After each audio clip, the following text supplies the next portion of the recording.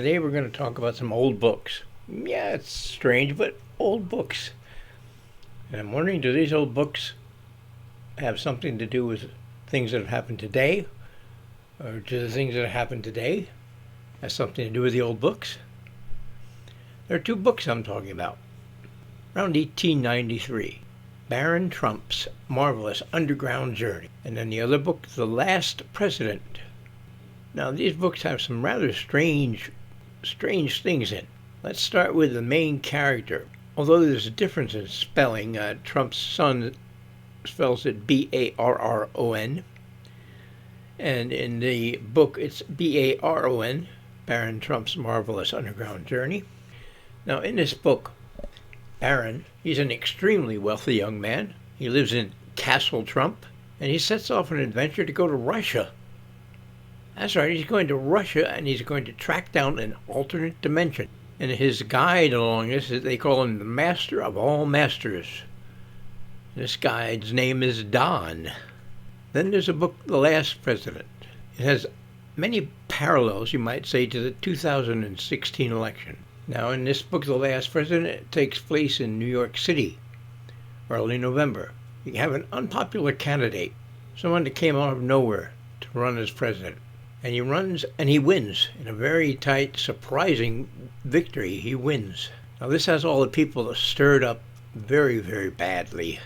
They become wanting to riot in the streets.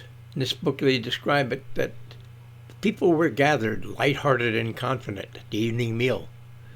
When the news burst upon them, it was like a thunderbolt out of an azure sky.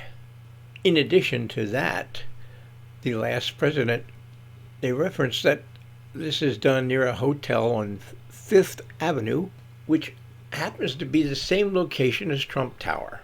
Now, these books are not a hoax. You can get them in the Library of Congress. They're also available for sale in different spots, like Amazon, etc., on the internet. Now, in The Last President, they start out the first chapter with some very unusual things. It says, that was a terrible night for the great city of New York. The night of Tuesday, November 3rd, 1896. The city staggered under the blow like a huge ocean liner which plunges full speed with terrific crash into a mighty iceberg and recoil shattered and trembling like an aspen. Do you think they could be referencing the Titanic? Just wondering. Now, in this book, The Last President says a new president was just elected, one who ran as an outsider with enormous opposition. Right before the election results were announced, all seemed well within a certain crowd, a crowd who were rather sure of which candidate was going to win, and that wasn't this newcomer.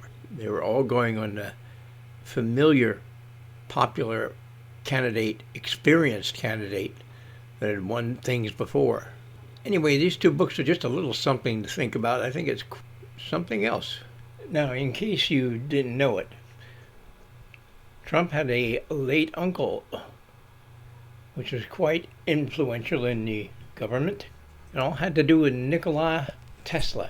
January 9th, 1943, 2 days after Nikola Tesla died in a New York City hotel, the FBI called a MIT professor and esteemed electrical engineer, John G. Trump, to determine if any of the belongings in the inventor's estate, which included purported weapons of mass destruction, time machines, death rays, would be dangerous if they fell into enemy hands.